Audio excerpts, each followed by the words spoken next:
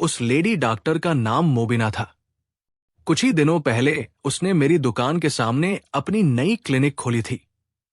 पहले ही दिन जब उसने अपनी क्लिनिक का उद्घाटन किया था तो मैं उसे देखता ही रह गया था। यही हालत मुझ जैसे कुछ और हुस्नपरस्त लड़कों की थी। बड़ी गजब की थी वो। उम्र यही कोई 27-28 साल। उसने अपने आप को खूब संभाल कर रखा हुआ था। रंग ऐसा जैसे दूध में किसी ने केसर मिला दिया हो। जब वो ऊंची एड़ी की सैंडल पहनकर चलती थी तो हवाओं की सांसें रुक जाती थी। जब वो बोलती थी तो चिड़िया चहचहाना भूल जाती थी, और जब वो नजर भरकर किसी की तरफ देखती थी तो वक्त थम जाता था। सुबह 11 बजे वो अपना क्लिनिक खोलती थी और मैं अपनी दुकान सुबह 10 बजे। 1 घंटा मेरे लिए एक सदी के बराबर होता था। बस एक झलक पाने के लिए मैं एक सदी का इंतजार करता था। वो मेरे सामने से गुजरकर क्लिनिक में चली जाती और फिर 3 घंटों के लिए ओझल हो जाती। आखिर ये कब तक चलेगा, मैंने सोचा। और फिर एक दिन मैं उसके क्लिनिक में पहुंच गया। कुछ लोग अपनी बारी का इंतजार कर रहे थे। मैं भी लाइन में बैठ गया। जब मेरा नंबर आया तो कंपाउंडर ने मुझे उसके केबिन में जाने का इशारा किया। मैं धड़कते दिल के साथ अंदर गया। वो मुझे देखकर प्रोफेशनलों के अंदाज में मुस्कुराई और सामने कुर्सी पर बैठने के लिए कहा। हाँ, कहो, क्या हुआ है? उसने मुझे गौर से देखते हुए कहा। मैंने सिर झुका लिया और कुछ नहीं बोला। वो आश्चर्य से मुझे देखने लगी और फिर बोली, क्या बात है? मैंने सिर उठाया और कहा, जी कुछ नहीं। कुछ नहीं तो? जी, असल में कुछ हो गया है मुझे। हाँ तो बोलो न, क्या हुआ है? जी कहते हुए शर्म आती है। वो मुस्कुराने लगी और बोली, समझ गई। देखो, मैं एक डॉक्टर हूं। मुझसे बिना शर्माए कहो कि क्या हुआ है। बिल्कुल बेझिझक होकर बोलो। मैं यहां वहां देखने लगा तो वो फिर धीरे से मुस्कुराई और थोड़ा सा मेरे करीब आ गई। क्या बात है? कोई गुप्त बीमारी तो नहीं? नहीं, नहीं, मैं जल्दी से बोला।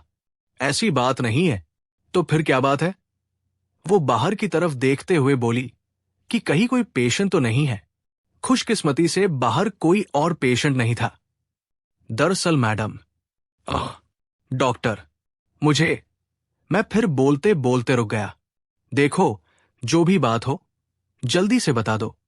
ऐसे ही घबराते रहोगे तो बात नहीं बनेगी। मैंने भी सोचा कि वाकई बात नहीं बनेगी। मैंने पहले तो उसकी तरफ देखा, फिर दूसरी तरफ देखता हुआ बोला, डॉक्टर, मैं बहुत परेशान हूं। हूं हूं वो मुझे तसल्ली देने के अंदाज में बोली, और परेशानी की वजह आप हैं। वॉट? जी हां, मैं, मतलब? मैं फिर यहां वहां देखने लगा। खुलकर कहो, क्या कहना चाहते हो डॉट? मैंने फिर हिम्मत बांधी और बोला, जी देखिए, वो सामने जो जनरल स्टोर है, मैं उसका मालिक हूं। आपने देखा होगा मुझे वहां। हाँ तो, मैं हर रोज आपको 11 बजे क्लिनिक आते देखता हूं। और जैसे ही आप नजर आती है, हाँ बोलो, जैसे ही आप नजर आती है और मैं आपको देखता हूं तो क्या होता है? वो मुझे ध्यान से देखते हुए बोली, तो जी, वो मेरे शरीर का ये भाग, यानी ये अंग, मैंने अपनी दिल की तरफ इशारा करते हुए कहा, मचल जाता है। वो झेम कर दूसरी तरफ देखने लगी और फिर लड़खड़ाती हुई आवाज में बोली, कक, क्या मतलब? जी हां, मैं बोला, ये जो, क्या कहते हैं इसे, दिल, ये इतना मचल जाता है कि मुझे तकलीफ होने लगती है। और फिर जब तक आप यहां रहती है, यानी 3-4 घंटों तक, ये यूं ही मचलता रहता है। क्या बकवास है? वो फिर झेम गई। मैं क्या करूं डॉक्टर? ये तो अपने आप ही हो जाता है। और अब आप ही बताइए, इसमें मेरा क्या कसूर है? उसकी समझ में नहीं आया कि वो क्या बोले। फिर मैं ही बोला, अगर ये हालत 5-10 मिनट तक ही रहती तो कोई बात नहीं थी, पर 3-4 घंटे, आप ही बताइए doctor. It is too much. तुम कहीं मुझे, मेरा मतलब है, तुम झूठ तो नहीं बोल रहे? वो शक भरी नजरों से मुझे देखती हुई बोली, अब मैं क्या बोलूं डॉक्टर? इतने सारे ग्राहक आते हैं दुकान में, अब मैं उनके सामने इस हालत में कैसे डील कर सकता हूं? तो तुम इनशर्ट मत किया करो। वो अपने स्टेथोस्कोप को यूं ही उठाकर दूसरी तरफ रखती हुई बोली, क्या बात करती है डॉक्टर? ये तो कोई इलाज नहीं हुआ। मैं तो आपके पास इसलिए आया हूं कि आप मुझे कोई इलाज बताएं इसका। ये कोई बीमारी थोड़े ही है जो मैं इसका इलाज बताऊं। लेकिन मुझे इससे तकलीफ है डॉक्टर। क्या तकलीफ है? 3-4 घंटे बाद कहते कहते वो फिर झेम गई। ठीक है डॉक्टर, 3-4 घंटे बाद ये शांत हो जाता है, लेकिन 3-4 घंटों तक ये चीज मुझे परेशान जो करती है, उसका क्या क्या परेशानी है? ये तो इसमें मेरे ख्याल से तो कोई परेशानी नहीं। अरे डॉक्टर, ये इतना मचल जाता है कि मुझे हल्का हल्का दर्द होने लगता है, मैं दुख भरे लहजे में बोला। वो मुस्कुराने लगी और बोली, तुम्हारा केस तो बड़ा अजीब है, ऐसा होना तो नहीं चाहिए। अब आप ही बताइए, मैं क्या करूं? मैं तुम्हें एक डॉक्टर के पास रेफर करती हूं। वो क्या करेंगे डॉक्टर? मुझे कोई बीमारी थोड़े ही है जो वो। तो अब तुम ही बताओ, इसमें मैं क्या कर सकती हूं? आप डॉक्टर हैं, आप ही बताइए। ऐसा होना तो नहीं चाहिए, ऐसा कभी सुना नहीं मैंने। वो सोचते हुए बोली और फिर सहसा उसकी नजर मेरे ऊपर चली गई और फिर जल्दी से वो दूसरी तरफ देखने लगी। कुछ देर खामोशी रही और फिर मैं धीरे धीरे कराहने लगा। वो अजीब सी नजरों से मुझे देखने लगी। फिर मैंने कहा, डॉक्टर क्या करूं? वो बेबसी से बोली, क्या बताऊं? मैंने फिर दुख भरा लहजा अपनाया और बोला, कोई ऐसी दवा दीजिए ना जिससे दिल मचलना कम हो जाए। उसके चेहरे पर फिर अजीब से भाव दिखाई दिए। वो बोली, ये तुम क्या कह रहे हो? लोग तो उसकी समझ में भी नहीं आ रहा था कि वो क्या बोले। फिर मैंने अपना सर उठाया और भर्राई आवाज में बोला, डॉक्टर अब मैं क्या करूं? I can't believe it. वो धीरे से बड़बड़ाते हुए बोली, क्यों डॉक्टर, आखिर क्यों आपको यकीन नहीं आ रहा है? आप चाहे तो खुद देख सकती हैं। दिखाऊं? वो जल्दी से खड़ी हो गई और घबरा कर बोली, अरे नहीं नहीं, यहां नहीं। फिर जल्दी से संभल कर बोली, मेरा मतलब है, ठीक है, मैं तुम्हारे लिए कुछ सोचती हूं। अब तुम जाओ। मैंने अपने चेहरे पर दुनिया जहान के गम उभार लिए और निराश होकर बोला, अगर आप कुछ नहीं करेंगी तो फिर मुझे ही कुछ करना पड़ेगा। मैं उठ गया और जाने के लिए दरवाजे की तरफ बढ़ा तो वो रुक रुक कर बोली, सुनो, तुम क्या करोगे? मैं बोला, किसी सर्जन के पास जाकर कटवा लूंगा। वॉट? Are you crazy? पागल हो गए हो क्या? मैं फिर कुर्सी पर बैठ गया और सर पकड़कर मायूसी से बोला, तो बोलो ना डॉक्टर, क्या करूं? वो फिर बाहर झांक कर देखने लगी कि कहीं कोई पेशेंट तो नहीं आ गया। कोई नहीं था। फिर वो बोली, सुनो, जब ऐसा हो तो। कैसा हो डॉक्टर? मैंने पूछा।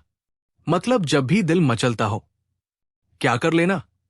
मैंने हैरत से कहा, देखे डॉक्टर, मैं इतना पढ़ा लिखा नहीं हूं। ये मेडिकल शब्द मेरी समझ में नहीं आते। असल में ये दुकान भी उन्हीं की है, मैं तो उसे संभालता हूं। पर अभी तो तुमने कहा था कि तुम उस दुकान के मालिक हो। एक तरह से मलिक ही हूं। विमला आंटी का और कोई नहीं है। दुकान की सारी जिम्मेदारी मुझे ही सौंप दी है उन्होंने। तो वो मतलब वो तुम्हें खुश रखती है?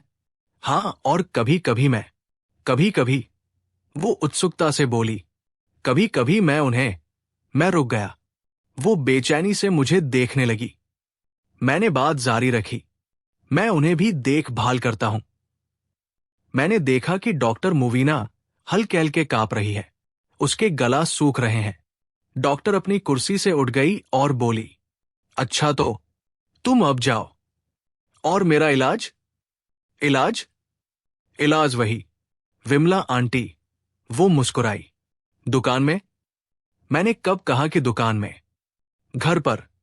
दुकान छोड़कर नहीं जा सकता। और वैसे भी आजकल आंटी यहां नहीं है, बैंगलोर गई हुई है।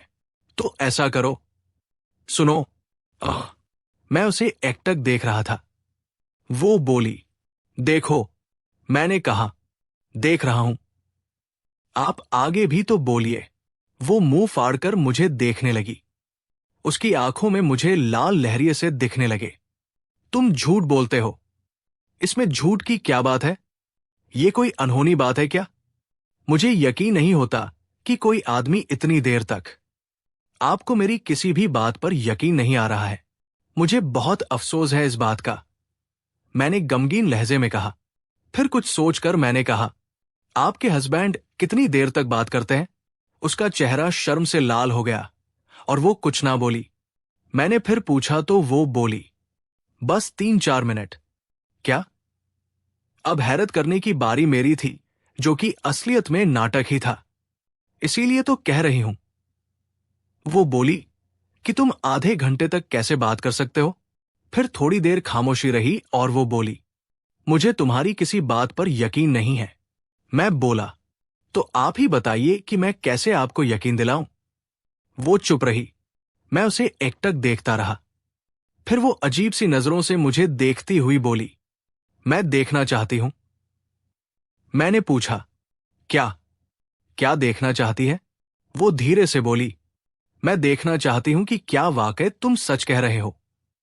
बस ऐसे ही, अपनी क्यूरियोसिटी को मिटाने के लिए। मुझे तो मानो दिल की मुराद मिल गई। मैंने कहा, तो ठीक है जी। वो जल्दी से बोली, नहीं, नहीं, यहां नहीं। कंपाउंडर है और शायद कोई पेशेंट भी आ गया है। फिर कहा, मैंने पूछा, तुमने कहा था कि तुम्हारी आंटी घर पर नहीं है, तो क्या मैं? हाँ हाँ, क्यों नहीं? मैं अपनी खुशी को दबाते हुए बोला, तो कब? बस क्लिनिक बंद करके आती हूं। मैं बाहर आपका इंतजार करता हूं, मैंने कम कंपाती हुई आवाज में कहा और क्लिनिक से बाहर आ गया। फौरन अपनी दुकान पर पहुंचकर मैंने नौकर से कहा कि वो लंच के लिए दुकान बंद कर दे और 2 घंटे बाद खोले, और मैं क्लिनिक और दुकान से कुछ दूर जाकर खड़ा हो गया। मेरी नजरें क्लिनिक के दरवाजे पर थी। आखिरी पेशेंट को निपटाकर डॉक्टर मुवीना बाहर निकली, कंपाउंडर को कुछ निर्देश दिए और दाएं बाएं देखने लगी। फिर उसकी नजर मुझ पर पड़ी। नजरें मिलते ही मैं दूसरी तरफ देखने लगा। उसने भी यहां वहां देखा और फिर मेरी तरफ आने लगी। जब वो मेरे करीब आई तो मैं बिना उसकी तरफ देखे आगे बढ़ा। वो मेरे पीछे पीछे चलने लगी। जब मैं अपने फ्लैट का दरवाजा खोल रहा था तो मुझे अपने पीछे सैंडलों की खटखटाहट सुनाई दी। मुड़कर देखा तो डॉक्टर ही थी। जल्दी से दरवाजा खोलकर मैं अंदर आया। वो भी झट से अंदर घुस गई। मैंने सुकून की सांस ली और डॉक्टर की तरफ देखा। मुझे उसके चेहरे पर थोड़ी सी घबराहट नजर आई। वो किसी डरे हुए कबूतर की तरह यहां वहां देख रही थी। मैंने उसे सोफे की तरफ बैठने का इशारा किया। वो झिझकते हुए बोली, देखो, मुझे अब ऐसा लग रहा है कि मुझे यहां इस तरह नहीं आना चाहिए था।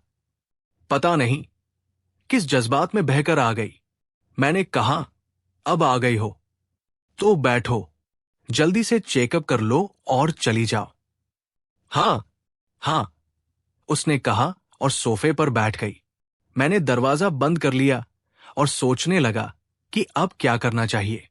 वो भी मुझे देखने लगी। कुछ पीते हैं, मैंने कहा, और इससे पहले कि वो कुछ कहती मैं किचन की तरफ बढ़ा। मैंने सॉफ्ट ड्रिंक की बोतल फ्रिज से निकाली और फिर ड्राइंग रूम में पहुंच गया। वो बोली, कुछ बियर वगैरह नहीं है। ये सुनकर तो मैं इतना खुश हुआ कि क्या बताऊं। जल्दी से किचन में जाकर फ्रिज से हेवर्ड 5000 बियर की बोतल निकालकर खोली और साथ में गिलास लेकर बाहर आया और फिर गिलास में बियर भर के उसे दी। अचानक उसकी नजर सामने टीपॉय पर पड़ी एक किताब पर पड़ी, जिसके कवर पेज पर एक लड़की की तस्वीर थी। मैंने कहा, मैं अभी आता हूं, और फिर से किचन की तरफ चला गया। किचन की दीवार की आड़ से मैंने चुपके से देखा तो मेरा अंदाजा सही निकला। वो किताब उसके हाथ में थी। मैंने देखा कि बियर पीते हुए वो पन्ने पलटते हुए बड़े ध्यान से तस्वीरें देख रही थी। उसके गालों पर भी लाली छा गई थी। मैं दबे कदमों से उसके करीब आया और फिर अचानक मुझे अपने पास पाकर वो सटपटा गई। उसने जल्दी से किताब टीपॉय पर रख दी। वो बोली, कितनी बेकार किताब। मैं बोला, आप तो डॉक्टर हैं, आपके लिए ये कोई नई चीज थोड़े ही है। मेरी बात सुनकर वो मुस्कुरा दी। मैं भी मुस्कुराता हुआ उसके पास बैठ गया। इतनी देर में उसका गिलास खाली हो चुका था। खैर, मैंने फिर उसका गिलास भर के उसे पकड़ाया। मैंने देखा कि उसकी नजर अब भी किताब पर ही थी। मैंने किताब उठाई और उसके पन्ने पलटने लगा। वो चोर नजरों से देखने लगी। मैं उसके थोड़ा और करीब खिसक आया ताकि वो ठीक से देख सके। कहानी जारी रहेगी।